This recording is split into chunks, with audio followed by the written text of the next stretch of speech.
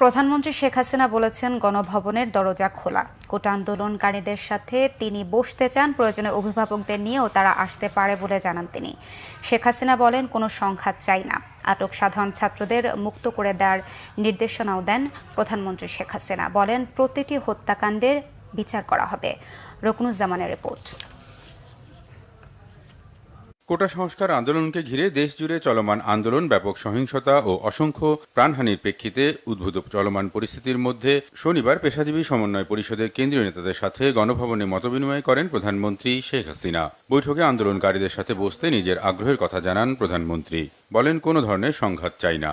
আমার সাথে যদি বসতে চায় তাহলে আমি বসতে রাজি। তারা যদি এখনো আসতে চায়, কথা বলতে চায়, আমি তাদের সাথে কথা বলতে চাই, তাদের কথা শুনতে চাই, তাদের দাবি কি কি বাকি আছে আমি এটা শুনতে চাই, এবং যেটা আমাদের সাধ্যমতো সেটা আমি পূরণ করতে চাই।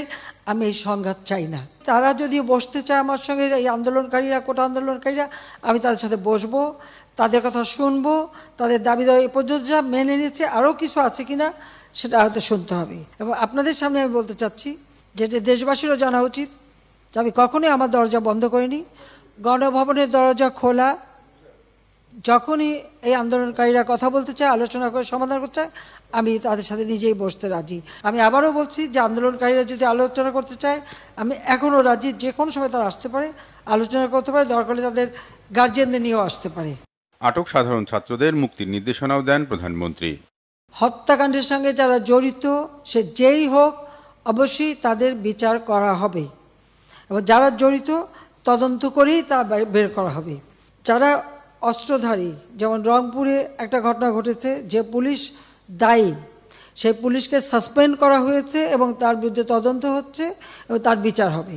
আর সাথে সাথে আমি এটাও নির্দেশ দিয়েছি যে এর ভিতরে যারা নিরীহ আছে তাদের সবাইকে, এবং ছাত্র যারা একেবারে খুনের সাথে জড়িত না বা এই সমস্ত ধ্বংসাত্মক কাজের সাথে জড়িত না, তাদেরকে মুক্তি দেওয়া শুরু করবে, এবং সেটা শুরু হয়ে যাচ্ছে।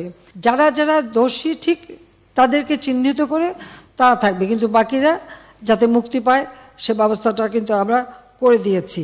এছাড়া গণভবনের মতবিনিময় সভায় বিশ্ববিদ্যালয়, স্বায়ত্তশাসিত প্রতিষ্ঠান ও সরকারি প্রতিষ্ঠানে প্রস্তাবিত সার্বজনীন পেনশন ব্যবস্থা বাতিল ঘোষণা করেন প্রধানমন্ত্রী শেখ হাসিনা। বাতিল করে দিয়েছে। রকুনুজ্জামান, বাংলাভিশন, ঢাকা।